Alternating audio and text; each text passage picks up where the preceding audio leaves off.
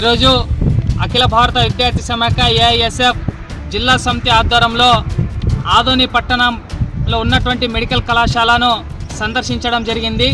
ఈ సందర్శనలో భాగంగా ఏఐఎస్ఎఫ్గా రాష్ట్ర ప్రభుత్వాన్ని ఒకటే డిమాండ్ చేస్తూ ఉన్నాం. గత ప్రభుత్వంలో రాష్ట్ర వ్యాప్తంగా కూడా 17 మెడికల్ కళాశాలలో భాగంగా ఆదోని ప్రాంతానికి కూడా వెనుకబడిన ప్రాంతం కాబట్టి ఇక్కడ ఒక మెడికల్ కళాశాల నిర్మాణం చేయడం చాలా సంతోషంగా భావించాం.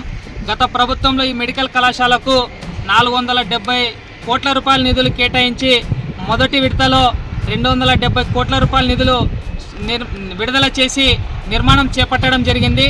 తర్వాత ఎన్డీఏ కూటమి సర్కార్ అధికారంలోకి వచ్చినటువంటి 90 రోజుల పాలనలోనే ఈ యొక్క మెడికల్ కళాశాల పనులు అర్ధాంతరంగా నిలిపివేసి రాష్ట్ర వ్యాప్తంగా కూడా 7 కళాశాలను ప్రైవేట్ పరం చేయడానికి ఎన్డీఏ సర్కార్ కుట్రపడింది. కాబట్టి దానికి వ్యతిరేకంగా ఈరోజు ఎన్ఎంసీ చెప్తున్నటువంటి నిబంధన ప్రకారమే ఆదోని మెడికల్ కళాశాల ప్రభుత్వ పరం నిబంధనలనే కొనసాగించాలని చెప్పి ప్రధానంగా డిమాండ్ చేస్తూ ఉన్నాం.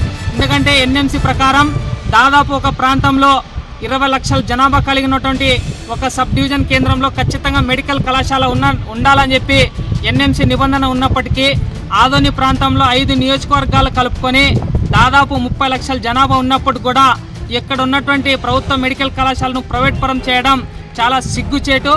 అదే విషయం పైన ఇక్కడ ఉన్నటువంటి ప్రజాప్రతినిధులకు అదేవిధంగా ప్రభుత్వ అధికారులకు కూడా గతంలో అనేక రూపాల్లో కూడా ఏఐఎస్ఎఫ్ అదేవిధంగా ఇతర విద్యార్థి సంఘాల ఆధ్వర్యంలో అనేక రూపాల్లో కూడా విన్నవించినప్పుడు కూడా ఎటువంటి చొరవ తీసుకోకపోవడం చాలా బాధాకరమైన విషయం.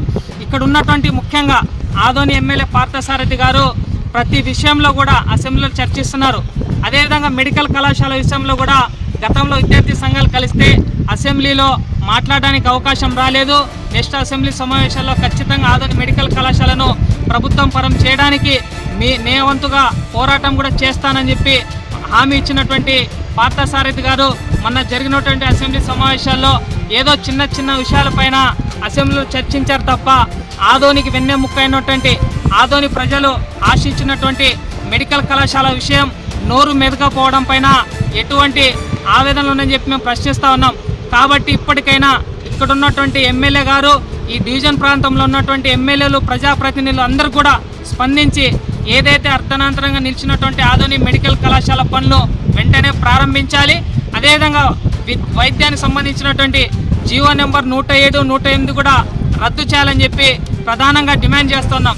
లేని పక్షంలో కూడా జిల్లా వ్యాప్తంగా 26 మండలాల నుంచి విద్యార్థి తల్లిదండ్రులు కూడా సేకరించి ఈ యొక్క మెడికల్ కళాశాల పనులు ప్రారంభించేందుకు కూడా మేము పోరాటాలకు సంసిద్ధమని చెప్పి ఈ సందర్భంగా హెచ్చరిస్తూ ఉన్నాం.